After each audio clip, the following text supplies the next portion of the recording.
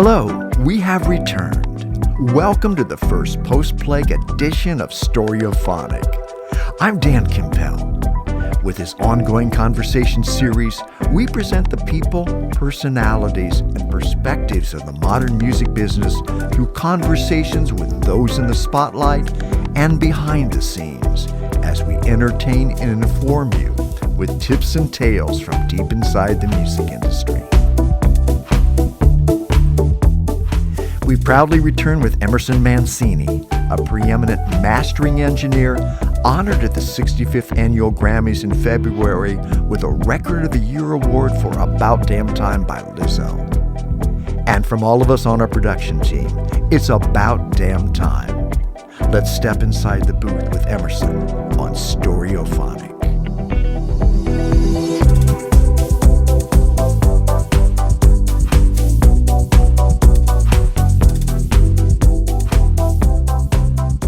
We are in studio with Grammy Award-winning mastering engineer Emerson Mancini. Welcome. Hi.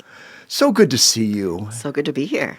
Congratulations on the Grammy Award for Lizzo, About Damn Time, Record of the Year. That's terrific. What a great phrase. I love that phrase. I love that song. I'll never forget the first time I listened to it. I actually had to get up and dance a little bit, which is not a typical experience for me. I listen to music for a living. I don't typically have to get up and dance to it. But that song is so captivating. It's a delight. I'm so happy that it received the recognition that it did. That whole album is so special, not to beleaguer the title of the album. Sometimes you hear something and you know, people are going to be listening to this 25 years from now, and it's going to be just as good in 25 years as it is now. To me, that's one of the magical moments of being, part of the process of something, is knowing this is going to be treasured for a long time.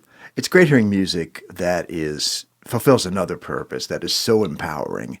And in case of Lizzo, it's empowering for people of color, for larger people, for LGBTQ plus people, just for all these communities that she seems to just inspire. Absolutely. Yeah. She's a force of nature, and I love that about her.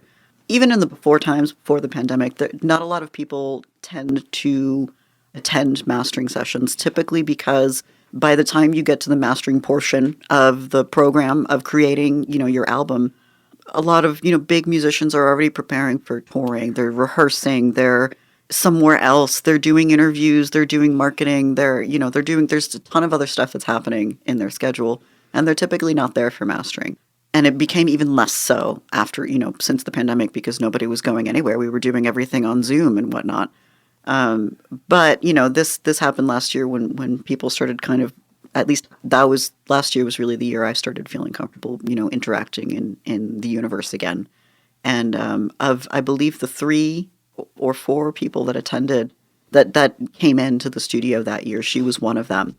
And it was extraordinary because she's got such a gargantuan aura. She seems like a really larger than life person. So it was almost a surprise to watch her walk into my room and realize she's hardly taller than I am, and I'm a very short person. So it was one of those moments where like, oh, right, Lizzo's a human being, just like everyone else, because she's got such a commanding presence. She's got, she's so focused. She had flown in, I think, from somewhere else. She was in a different state that morning, and she flew in specifically just to come to the mastering session. And I'd already mastered the album, but she came in with several different sequences for the album, and we went through all of them.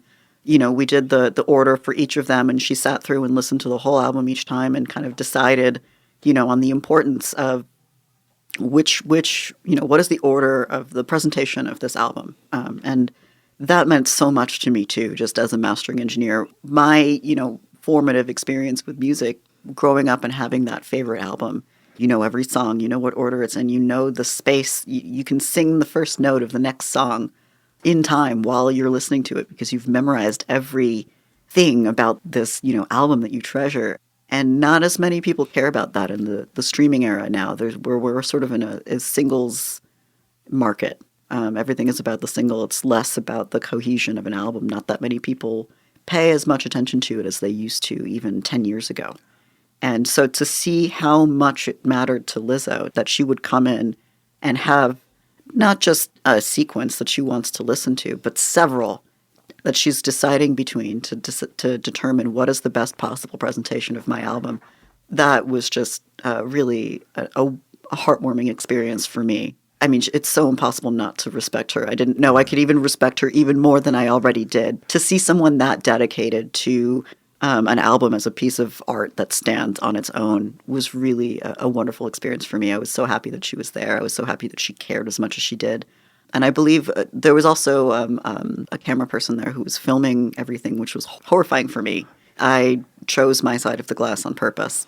You know, I chose which side. You know, I'm on the don't look at me side of things. You know, I just work here. I don't need to be on camera. And so that was a little disconcerting. And there's a documentary now based on, I guess it's on her life. It's on HBO. And I guess I have not watched it because I refuse to watch myself on camera. But I think I'm on about 60 seconds of this thing. And Lizzo and I are sitting next to each other talking about the spacing between two of the songs. And she told me to move something over by the length of one bee's dick. And I thought that was the funniest thing I'd ever heard. So that's how's that for some phrasing? Move this to the left by one bee's dick, something like that. I can't remember exactly, but if you watch the documentary, you'll see exactly what she said. Thank you for that unit of measurement. Yes. Emerson. I take no credit for the unit. Right. You can thank Lizzo for that. For our listeners who might not have the technical background or information, I believe you have an analogy you could help us with in terms of what a mastering engineer is. Absolutely, yes. I call it my trusty cake analogy. So when it comes to the process of recording and capturing a song or an album, refer to different portions of what it means to bake a cake. So the tracking or production portion of recording a song would be akin to collecting the ingredients. So you go out and you get all the different pieces of the song. You know, you record them, you measure them out, you capture. You determine what quality of the ingredients. All of that sort of thing is sort of the tracking part or production portion of creating a song. And then once you've captured all of the ingredients, you need to put them together. So you call your mix engineer, and your mix engineer mixes. So that's the part where you're mixing all the ingredients of the cake together.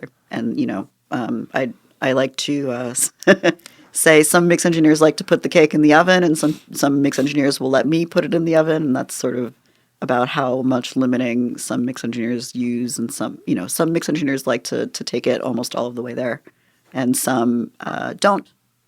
It's personal taste on the mix engineer's side. I work with whatever you give me. I'm happy to do whatever, whether it's a dash of EQ here and there, and if you prefer that I just handle your final baked product with velvet gloves and I just add a little icing. I can do that. If you want me to bake the cake, I can bake the cake, And so mastering is sort of the last portion of, the cake is done. The art is there. Everything that is there is I'm not trying to add my own flavor to the cake or to your song or album. I'm just there to elevate what is already there to the best of its ability to be the best possible version of itself that it can be. Understanding that by the time it gets to you, you also are able to be detached in certain ways from it, hearing it with fresh ears, and I'm sure that is that's an advantage, yes? Absolutely, yeah. Usually when I get involved in a project, everybody else that has been there has been involved for anywhere between several months to several years. So a lot of times I'm the only person left walking into the final creative engineering touches of an album that has any perspective on anything whatsoever. Some albums go on for years and years, and some albums, I don't know if I've heard of an album that came together in less than a year. That's typically, how long it takes from inception to completion is usually about a year. Sometimes my job is just to say, this is wonderful and you're going to be okay. There's a lot of psychology in the world, but I appreciate being able to come in and realize how wonderful something is when everybody else is so exhausted and doesn't remember what it sounds like anymore. And yeah. Good. Understanding that as much technical ability as you have, you also have a severe emotional commitment. Severe emotional condition. No, severe emotional commitment. You have a deep emotional commitment to the music. I probably have both. Let's be honest. But yes, that's something that's, when I sat down and particularly over the course of the past maybe 6 or 7 years, I've consistently been asked, there are algorithms and with the development of AI and machine learning, there are programs that you can drop your audio into that will master, in quotes, your song. And so the question has been, how do you feel about this? Do you feel threatened? And what do you think about this development? And so, I mean, at first the technology wasn't very good. First of all, and of course that's always evolving. It's getting better and better.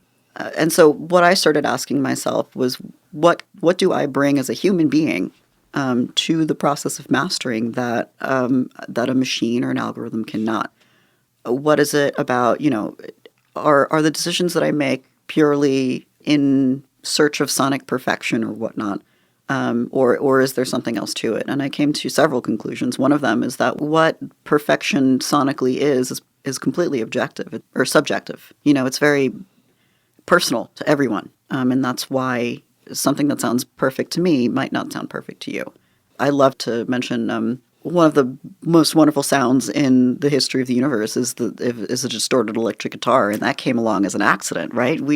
That sound did not happen on purpose. We did not make that sound because we meant to. But somebody heard it and went, wow, that sounds cool. Let's, now we have rock and roll. So, there's that portion of it, how, and the other thing is, what differentiates a machine from a human at this particular moment in time until they gain sentience. I'm going to go with emotion on that. So when I'm mastering something, my goal is not, I've put in my 10,000 hours or to, learn the craft and to achieve, mastery with the work that I do. So I don't like to think about frequencies anymore. I think about, what is this song doing?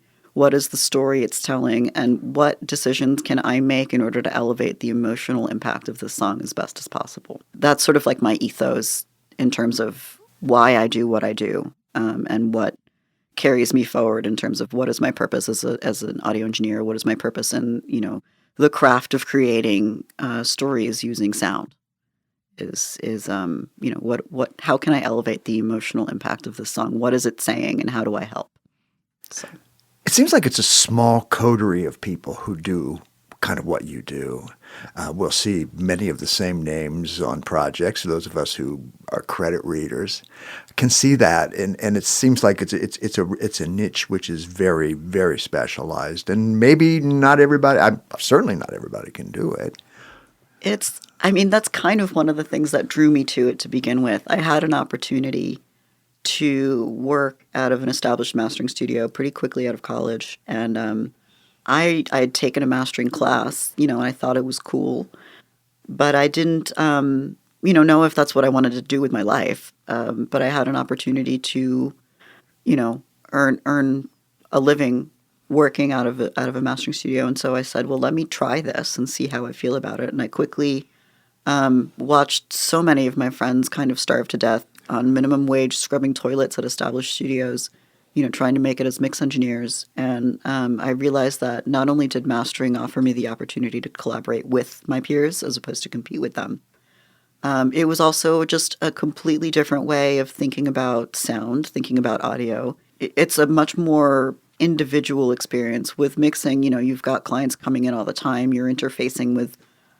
labels and producers and songwriters and artists and musicians on a much more regular basis than mastering engineers do, because just based on where we are in the process, again, everything is mostly done by the time it gets to mastering. So there's not a whole lot of people who want to loom over your shoulder at that point. And that really works for me as an introvert personally, But I really found the experience of mastering, I felt like I got to sit in a little room at an altar dedicated to sound. And I thought that was just an extraordinary, really spiritual experience for me in terms of being able to experience how sonically something feels in my body, not just how it sounds in my ears, but viscerally, how does it make me feel? How do these different frequencies hit my body, and how does that inform my emotional experience of the song? which, is also how do I refine my visceral experience so that anybody listening to this song will have a visceral experience that contributes to their emotional experience of the song. And I found all of that in mastering. And once I realized all of that, you really couldn't convince me to do anything else in engineering after that, Sonic sacraments on the altar of sound. It is Holy Week. It is indeed. I'm so interested. There's something that's missing in your story for me that I wanted to try to fill in the blanks here. So understanding that you were at Berkeley, understanding that you had one mastering class. Mm-hmm. Okay, you interviewing at like one of the biggest mastering facilities in the world, right? They hire you. What did they see? I don't know. I don't know how to answer that. I feel like in a lot of ways I have the story that everybody says that never happens. I went to Berkeley. I dual majored. I did a 5-year program in 4. I didn't do anything else when I was in college. I didn't party. I didn't have fun. I just worked. I had 2 jobs.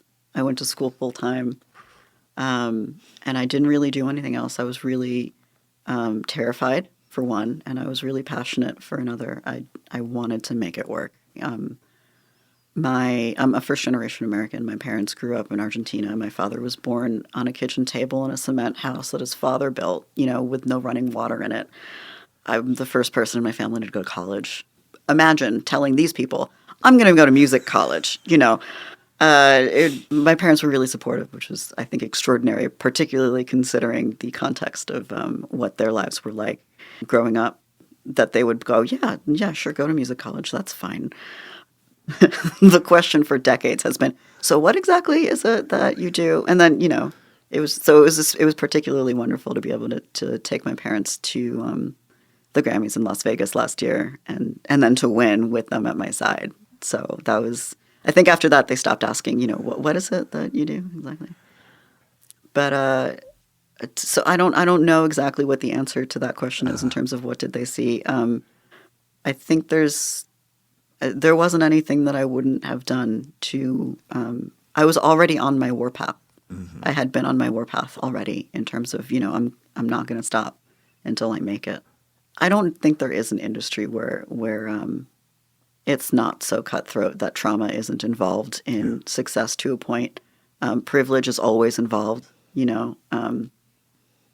I was able to go to college. I was able to get a job right out of college because I had privilege, because my parents helped me, because they were in a position to help me. And lots of people don't have that. And without that, so, and especially, people who are trying to make it as mix engineers. Yeah.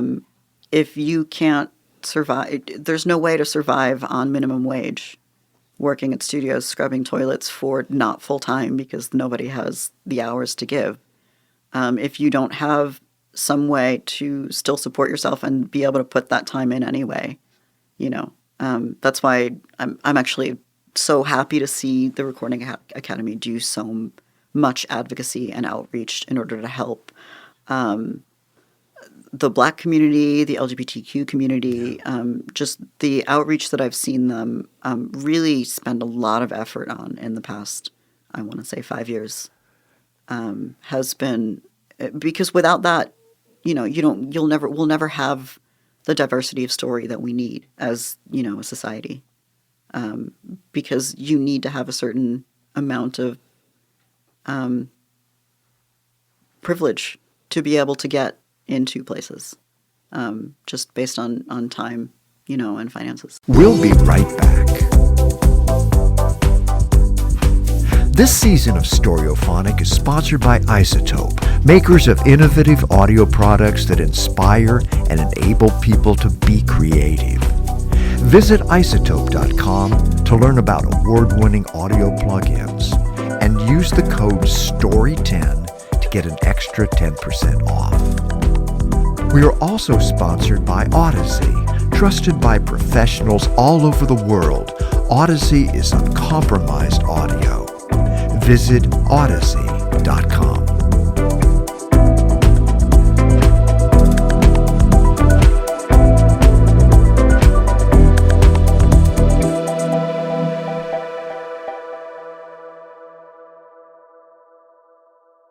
Winning the award for Lizzo is not your first time to the Grammys.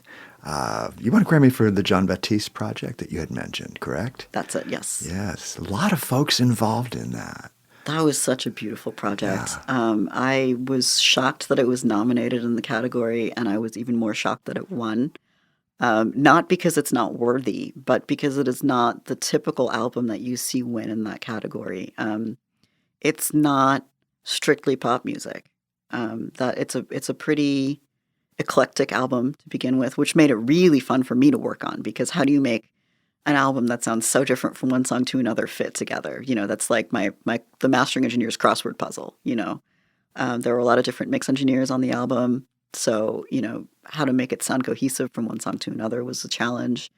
And then making Jon happy. We did some sweeping changes a couple times, which was challenging and unique for me. But obviously it worked out really well. But what really made me happy about that win more than anything else was I felt like the voting membership had chosen joy, because that to me is what that album personifies. And Jon in a way also personifies as a creative creature. He is so dedicated to the preservation and building of joy, and that is something that I think we need so desperately in society right now, coming out of a pandemic, coming in a place where social media and the 24-hour news cycle has been so divisive and polarizing. Being able to listen to something that is just joyful for the sake of joy, not to one up on anybody else, not just to remember what it's like to feel joy. And so I thought, when he won, I felt like that was the voting membership choosing joy. And I don't know if anything more wonderful could have come out of that than that. Great. Yeah, definitely a timely project, Indeed. bringing, and if there's anything we learned over the pandemic, it's people need music now more than they have ever needed it before. Absolutely. So that's good for you music makers out there, and of course also for the music fans. So I want to talk about your physical environment. You have a room, I believe, at Larrabee Studios. Yes, I do. And I very lovingly call it either the Bordello Room or the Vampire Crypt, depending. It was described to me as the Bordello Room when I first moved in there. Studio A used to be a production room, so there's a vocal booth that currently now just houses my stuff and is sort of a mini machine room. And we covered up the window, for acoustic purposes. But it's a small room. There's, dark red velvet on the walls. It's black and velvet, and just you can see very quickly why they would call it the Bordello Room. And I had been there for about 5 years when one day I looked and I noticed that there were these glasses that came with the room that were like chalices, and the body of the glass was also maroon. And it suddenly occurred to me that were I a vampire and were I to be hosting my regular black tie vampire event, as one does, I would obviously be serving my blood in these glasses, because that's what you would do. And I realized, how is it possible that I've been sitting in this room for 5 years and only just now realized that it is a vampire crypt? So that was a couple of years ago, and so now I call it my vampire crypt all the time, and I can't believe it took me so long to realize it. But yeah, that's the vibe that we've got over in Studio A. Wow. Now you mix with monitors, is that correct? Is it one set of monitors you used to mix with, or? I'm in the process of completing an Atmos build in the room. So soon there will be more than two. I had two different set of speakers in the room, a small set and the regular mid-sized speakers that I was using at the time. But they've all been swapped out for the moment. I've gone back to where I started. I learned my mastering chops on Focals, and I've returned to them now. So I'm excited about that. But yes, I'm working on Focals now. Soon there will be many of them in the room. Nice. Can you mix on headphones as well? I used to be so adamant against it to me, I learned that just the way that it is important to ingest sound when it comes to, obviously, and in a personal, non-professional environment, ingest sound however you like. I personally, earbuds are great. Do whatever you need to do. But when it comes to being able to make, important sonic decisions, it's not just the speakers. It's also the speakers in a room, and it's the volume that fills the size of the room and all of those things, and knowing exactly what the room sounds like, the acoustics, where the speakers are positioned, where the ideal listener position is. Memorizing all of those things is just as important as memorizing and knowing exactly how to use the tools at your disposal. And all of those things combined is how you bring the best possible work. Then the pandemic happened, and I was afraid to leave my house. And so I found myself in a position where it was either learn to work on headphones from your living room or go outside. And so going outside lost. So I had, I went through several pairs of headphones, and I don't know if I've ever met a pair of headphones that I truly love, but I found some that I could finally trust. And I was still really uncertain. I started working on them, and I think for about 2 years, the majority of the stuff that I did was on headphones. And I was nominated for a Latin Grammy for an album that I mastered exclusively on headphones. And so I thought, you know what, I guess it's okay. If it's good enough for the Latin Grammys, then I guess it's all right. I guess I'm making all right decisions. And as we started kind of crawling our way back out of our houses, you can hear mid-range and high-end on headphones just fine. But when it comes to low-end, that's when it really becomes a question of how does this feel in a room? How accurate are my headphones? And it's not even, how good are they, but just looking at the size of a headphone versus what a subwoofer can do. How accurately are my headphones reproducing the frequencies that I need to listen to?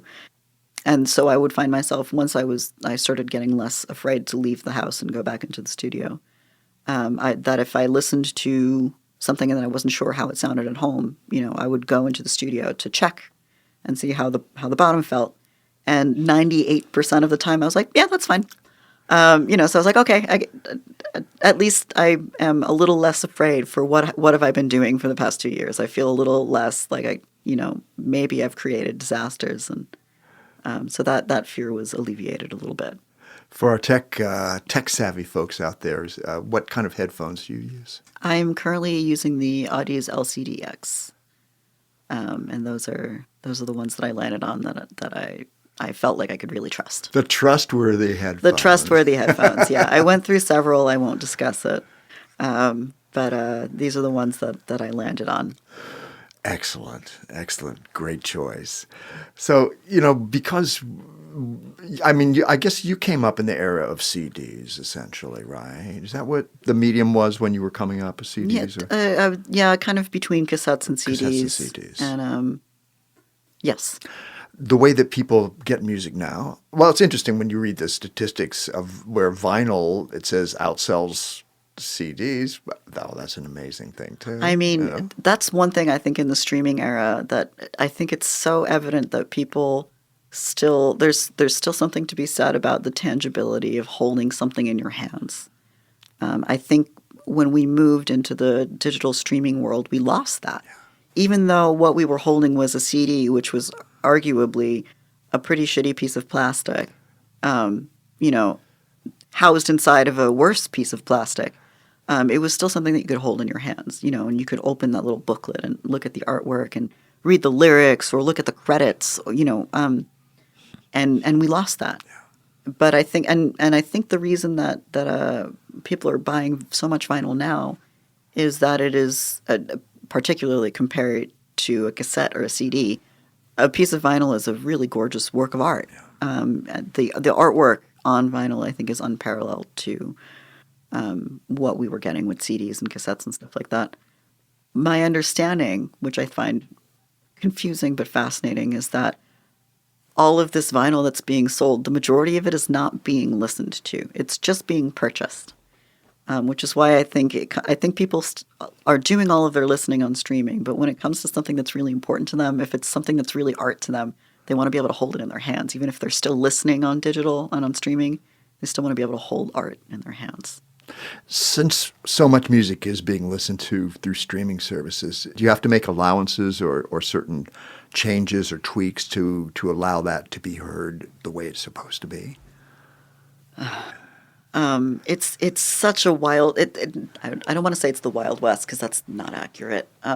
But one of the things that mastering used to be in the sort of tangible production era was we were the last people to touch something before it went out into the world. So, if you as a mastering engineer made a mistake, whether it was a sonic one or a coding, putting the wrong code on a song, if you made a mistake on the master, that master would get sent out to all of these production facilities, and then 30,000 copies of your mistake were going to get made and shipped out to physical stores all over the world. So, it was a really big deal never to make a mistake. And to triple check and to have, more than one set of eyes on anything before it went out into the world, because it was a huge financial disaster if you did something wrong.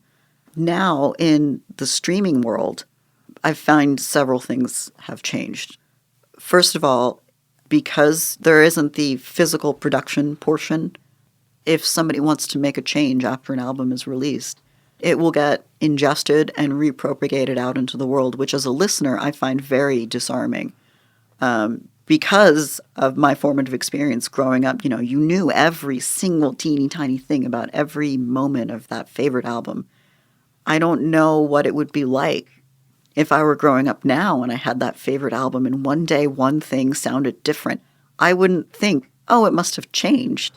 I would think I'm losing my mind.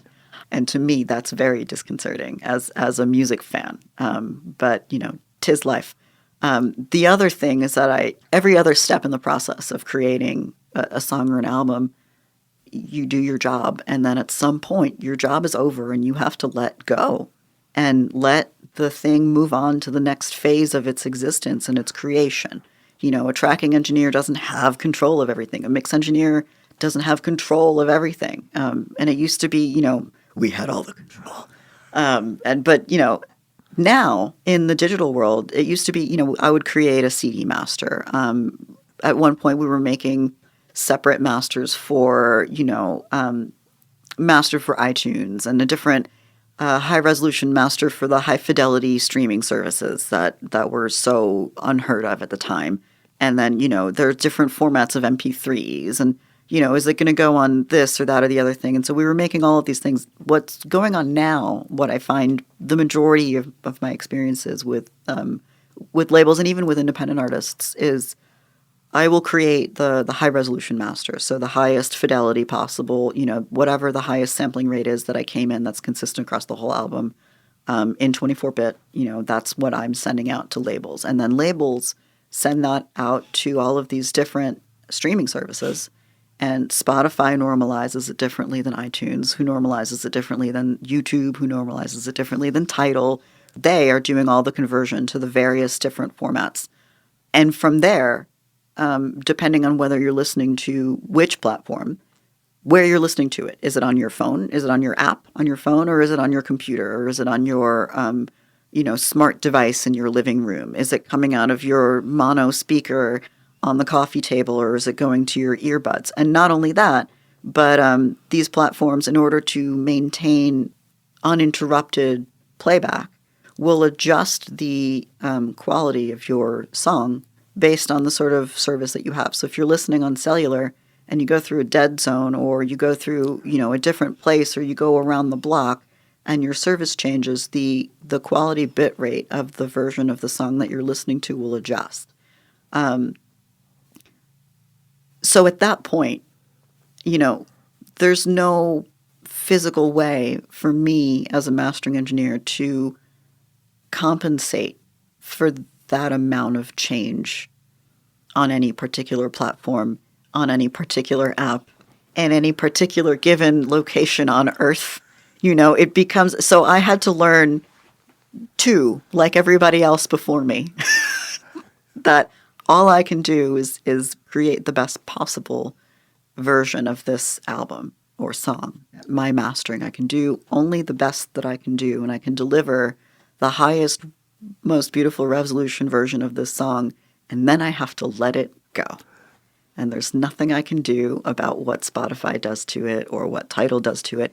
And the other thing too is, there's all of these normalization things that people created, or that these companies created in order to, and I'm using air quotes here, end the loudness wars. And that's where all of these automatic volume normalization standards are coming from. But you can also, as a listener, you can turn them off. And, depending on which platform that you use and what you pay for, like, for example, I use, Tidal Hi-Fi. Mm-hmm. So I have all my settings on my, even on my phone, really. I set it all to don't automatically adjust my settings based on my quality of service. I want master quality audio at all times, which also means if I drive through an area that doesn't have very good cell service, my music turns off, which the goal, obviously, of these services for that not to happen. I would say I'd rather listen to silence than listen to an MP3, but that's my choice, I turn normalization off because I don't want to know what volume any particular service thinks I should listen to. And I find all of that so nebulous too. I don't know how it's supposed to end the loudness wars. So much goes into, the way that they calculate these volume adjustments depends on the average loudness of the song. And the average loudness varies based on what's the production of your song. Is it just an acoustic guitar and a vocal? Or is it a metal band with an orchestra and, 17 drum kits? Are there parts of your song that are super quiet and super loud? Or is the whole song, sort of one volume because you have a lot of production going on in your verses and it doesn't change that much from the verse to the chorus? All of these things will change what is this calculated average volume, and that's going to change how much any particular platform is adjusting the volume of your song. I don't know how any of this helps, these normalizing things. There's too many variables, and I think, again, at the end of the day, all of these normalizing things are all based on algorithms and averages, not on people. Not on, I don't want my acoustic guitar song with the vocal to be normalized to a certain volume because it's going to sound louder than this other song with all of this production on it. And I don't want that. I want it to sound cohesive, and a lot of that has to do with where the vocal sits across an album, not how loud it is on a meter. So, I just had to learn to let go. Yeah. There are things that are no longer in my control as a mastering engineer. So. You're not a control freak, though, right? I can't be. I'm not allowed to be. I got it. The streaming gods have decided that, and there's nothing I can do about it. So got to give it up. Just, learn to meditate. Yeah, that's great. We love your language. I love your facility with words. You clearly love words and sounds because words are sounds. Can you give me a definition of the word ineffable? Oh, I sure can. All right. Ineffable means something that cannot be described using words. And one can say ineffable. The definition of ineffable changed the trajectory of my life completely. When I was in high school, I was trying to figure out what I wanted to do with my life, and writing had always been not only the thing that I knew I was supposed to do, but everybody around me knew it too. And I was really passionate about writing. I was really passionate about music. I was really passionate about theater. I'm terminally existentialist. And so to me, there's no purpose to existing or life or anything else. So we have to make our own purpose. And so I made my purpose art, storytelling. The stories that we tell are what I think are transcendent of our own lives, transcendent of humanity. It's kind of our redeeming quality as humans that are so destructive. We also create these really beautiful things that help us cope with being alive, with not being alive, with the passage of time, with love, with everything. And so I was really focused on the power of art as a young person. And one day I, thinking to myself, well, I'm going to be a writer. I'm going to write novels. I walked into a songwriting course, and this professor walked in and grinned at all of us. And he just said, ineffable. Ineffable means something that cannot be described using words. Music is ineffable. And I went, uh-oh, I'm doing it wrong. And so I decided in my 16, 17-year-old brain that obviously all of the forms of art were tiered, and that writing was obviously not the highest form. Clearly music was, because if there were things that words could not describe, then obviously music was not, or that writing was not the thing, and I should obviously go to music college right away. So, that's, you got to love the black and white thinking of being a teenager, I suppose. As though you cannot create ineffable things using words. Or as though, obviously, therefore, music, like, I guess, painting can't do that, so obviously that's not relevant. Like, what? Silliness. But, so that's kind of how I ended up at Berkeley to begin with, and I got there and went, what on earth am I doing here? And I've been fighting off the imposter syndrome ever since. Oh, imposter syndrome. There it is. Yep, indeed. Yeah, what am I doing here with Lizzo? What am I doing at the Grammys? Oh, exactly. Yeah. It's the inescapable yaw of, I don't know, human existence. Yeah. Those of us from small towns, we come up with that a lot as well. So good to know. Yeah. Good to know. What did you wear to the Grammys? A tuxedo. Oh, well, all right. Yeah. Well, all right. Do you have it for special events, your tuxedo, or? Must be a real tuxedo. It is. I went to, I was asking my neighbors. I live in Studio City, so of course everybody in my building works in post-production or television or film. I'm the outlier. I work in music. They're like, what? What's that? There's no picture in that. I don't understand. So I asked my neighbor, I said, I need to get a suit. I don't know where to go. And I don't think going to Men's Warehouse is going to cut it this time. Going to the Grammys.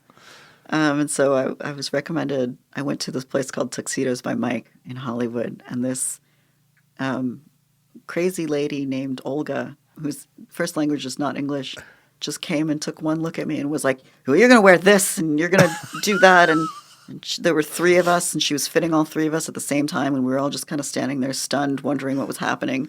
I walked out with a blue ruffle shirt and a tuxedo, and it looked fabulous. So, props to Olga. It was a riot. I could have described that for a while, but I won't. Thank you. I don't think that's a question I have ever asked anybody in an interview.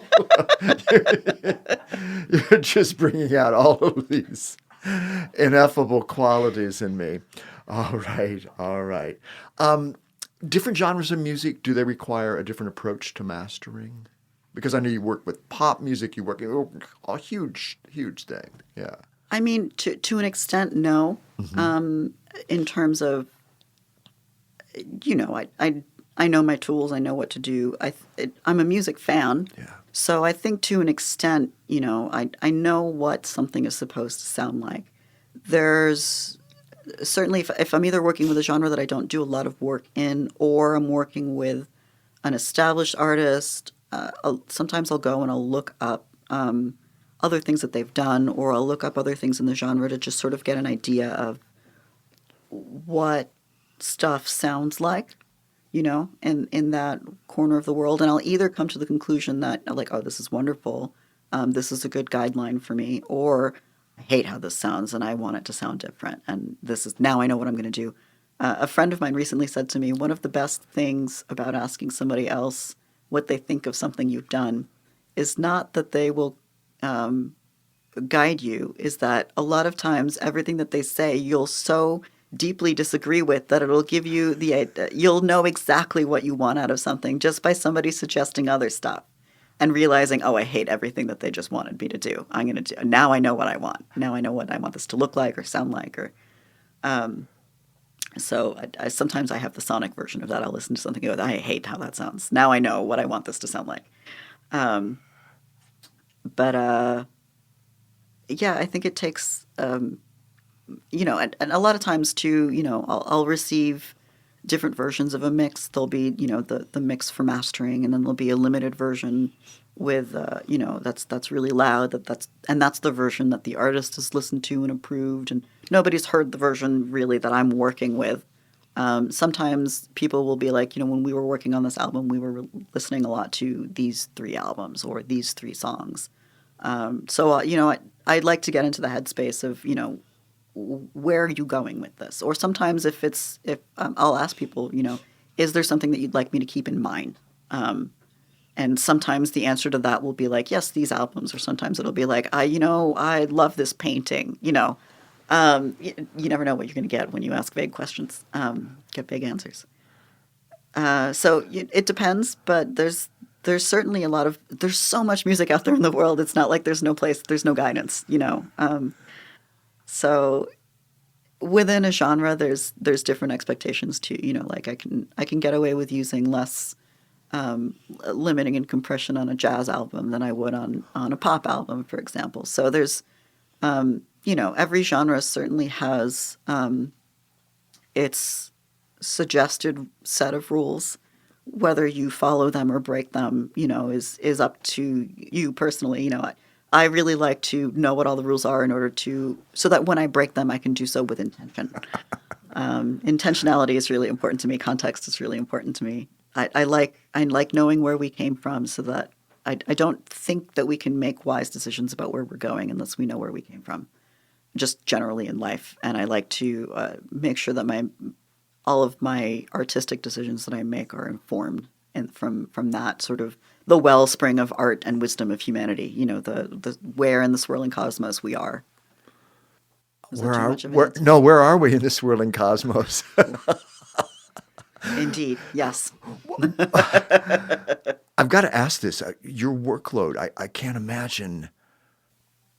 How long does it take typically to master a record? And then how many of them can you do in a week? That's a good question too, because mastering takes a lot less time than mixing. So sort of by nature, the volume of music that I can work on is significantly higher than that of, I think the rule of thumb that I heard at some point in my career was that on average it takes between 10 to 12 hours to mix a song. You can mix a song in a day, so that'll be what you do for the day as a mix engineer. Meanwhile, I can master an entire album in a day, or I can master, as many singles or, a handful of EPs. So the volume of work that I do is a lot higher. And I think that's also one of the reasons that there's fewer mastering engineers, is that you don't need that many as opposed to 2 mix engineers. And there's, not that there isn't a boundless amount of work to be done. I'm not saying like don't be a mastering engineer. There's always so much to be done by everyone. I don't think that it's I don't think there's any place where you can be stifled by too many cooks in the kitchen in terms of people available to mix or master. But certainly because of the amount of time it takes, because it takes so much less time. I think the volume of stuff that I deal with is drastically different to that of your average mix engineers, just by nature of the field. I always like to ask people to be a little prescient.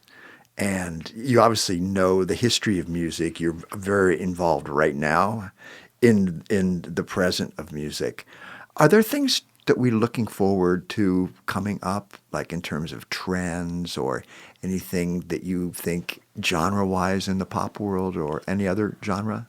I feel like I'm the worst possible person to ask that. And I think one of the reasons for that is I think because I care so much about history and context, and I see a lot of that getting lost over time, it has turned me into a little bit of like a grandfatherly curmudgeon, So I see stuff happening that doesn't make any sense to me because it is born out of a place without context.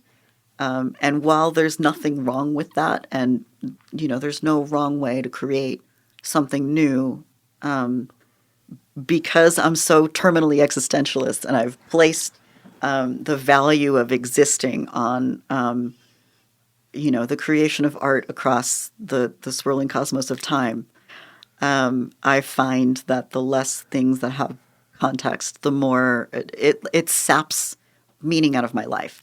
So I have very sort of like visceral reactions to new stuff. And it's not because I hate new technology at all, or I hate new trends, or I hate new genres. It's just that a lot of times, new things are created by new people, young people.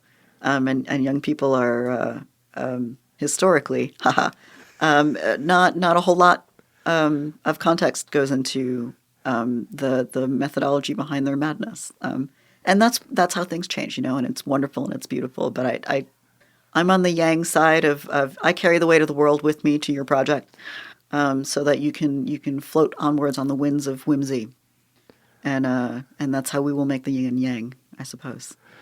And with that thought, into the swirling cosmos we will go. Excellent. You are certainly a joy to speak with, Emerson Mancini. Likewise. And we have so enjoyed having you here as our guest on Storyophonic.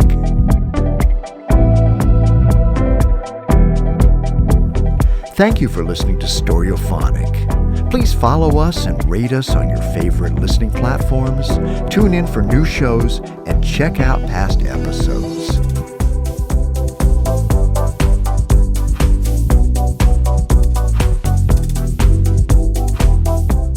Storyophonic is produced and mixed by Lindsay Tomasic. Our production director is Kim Strand.